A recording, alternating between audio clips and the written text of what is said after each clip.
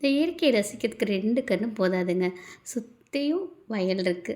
பார்க்கவே ரொம்பவே அழகா இருக்குல்ல. மன அமைதி வேணா கோயிலுக்கு போவோம். இந்த கோயில சுத்தி பச்சை பசேல்னு வயல் இருந்தா எப்படி இருக்கும் நெனச்சு பாருங்களேன். கோயில் ஜீவசமாதி சீரடி சாய்பாபாவும் இருக்காங்க. நல்லா நிம்மதியா சாமி கும்பிட்டுட்டு நம்ம குட்டீஸுங்கலாம் வயலுக்குள்ள இறங்கி விளையாட போயிட்டாங்கங்க. நெக்ஸ்ட் வீடியோல உங்களுக்கு கோயிலையும் காட்டுறேன். நல்லா ஓப்பன் பிளேஸ்ல இருக்கும் கோயில். சாமி கும்பிட்டு நம்ம இயற்கையை நல்லாவே ரசிக்கலாம். இது ஒருத்தவங்க வயல் மட்டும் இல்லைங்க. நெறைய பேர் வாங்கி போட்டுருக்காங்க. இல்ல அண்ணாவோட வயலும் இருக்கு. கோயில்ல நெல்லிக்காய் மரம் இருந்துச்சுங்க.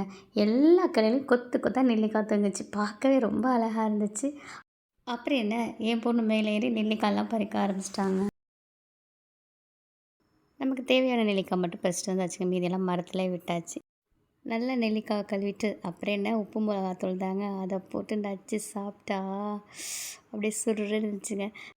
நான் என் பொண்ணுக்கிட்ட சொல்லிட்டு இருந்தேங்க. நாங்களாம் ஸ்கூலுக்கு போயிட்டு வரும்போது ஒரு பாட்டி வச்சுட்டு விற்பாங்க. ரொம்பவே சூப்பராக இருக்கும். நெல்லிக்காய், மாங்காய், கமலா அரிஞ்சில மிளகாத்தூள் போட்டு கொடுக்குறது, எலந்த பொடி, எலந்த வடை, அப்புறம் புளிப்பு மிட்டாய், இது மாதிரி நிறைய சொல்லிட்டே போகலாங்க. இதோட அருமைலாம் 90s கிட்ஸ்க்கு தான் தெரியும். இப்போ உள்ள பிள்ளைங்களுக்கு தெரியுமா?